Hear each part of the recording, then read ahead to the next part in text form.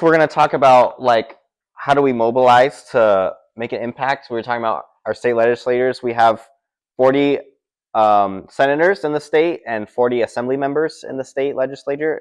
We each have an assembly member and a senator that represents us, and we need to engage them to kind of get these bills passed.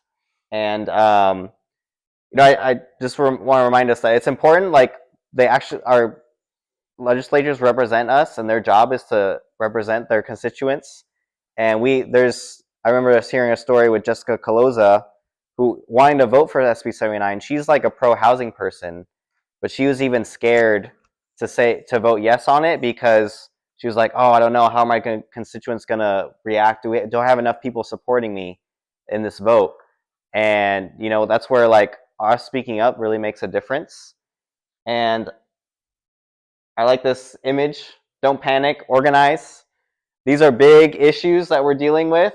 There's a lot of powerful people with a lot of money that make the system the way it is.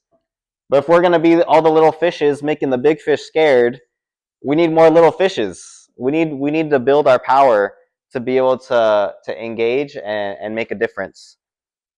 And so we're going to spend some time coming up with. We've heard a lot about these bills, right? About family housing. We're going to work on together coming up with some slogans to come up with some messaging.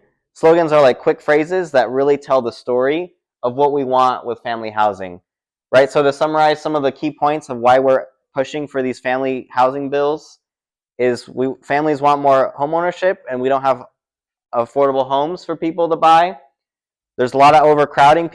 Families need more space that's affordable, which also helps with homelessness. If you have an extra room, a family, if you have a family member or a friend, you can offer that to someone who's in need. Just as an example. But we're going to spend some time talking about what are like some messaging like phrases we can come up with to say like, this is why we think this is important. This is why this matters. And to give you an example, there's this book I've been reading that I really like. It's called 16 Qualities of a Successful Organizer. And he tells a story of the bus, what's it called? Boycott? The bus union. I'm missing a word, but there's the bus riders union, the BRU, the bus riders union here in LA. Actually, I didn't realize, but a lot of the work that they did in the 90s and early 2000s, like made our bus system like as good as it is right now. It used to be really bad, but it's actually a lot better. Like we have like clean buses now because of the work that these people did in LA. Security on the buses now. Yeah, well, like even having buses in general, like enough to like get people going. There's a lot of work that they did.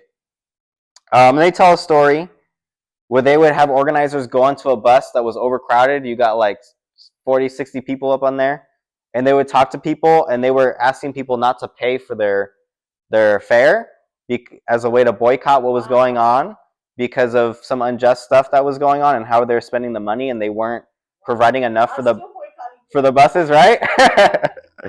But they would go on and they would say things like, this is what racism looks like. No somos sardinas. We are not sardines. No seat, no fare. Don't pay for racism. Right? So they would go on the bus and they would say these quick slogans.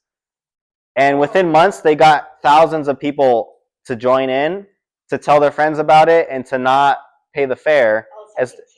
It was something catchy that got them to be like, yeah, you're right. This is going on. I'm going to join into the boycott too. That's right? What